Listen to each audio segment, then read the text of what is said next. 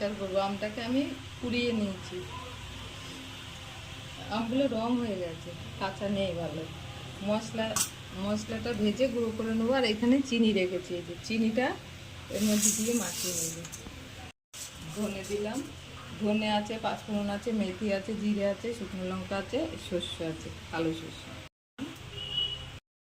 মাখিয়ে নেব একসাথে। একটু ধনেটা আগে দিলাম, তেল দিলাম, দিয়ে দেবো, বাটা করে নেবো। অর্ধেকটা দেবো, পুরোটা লাগবে না। এই আচারটা অনেকদিন রাখাও যাবে।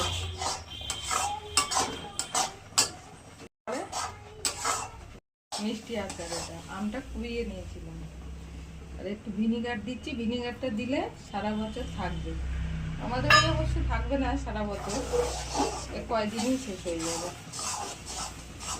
যারা সারা বছর রাখতে চান তারা একটু ভিনিগার দেবেন, আমের পরিমাণ বুঝে। আমটা যত বেশি হবে ততটা জিনিস দেবেন, মশলাপাতি সব। আমার আমটা কম ছিল। এবার নামিয়ে ঠান্ডা করে রেখে দেবো। আমাদের বাড়ি বেশি দিন থাকবে না অবশ্যই। আমের আচার। ভিডিওটা ভালো লাগলে লাইক কমেন্ট অবশ্যই করুন এবং কমেন্টে জানাবেন কেমন হয়েছে।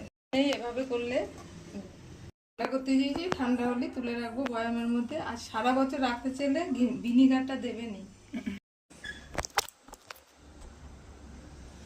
এই যে বয়ামে রেখে দিয়েছি মিষ্টি আমের আচার।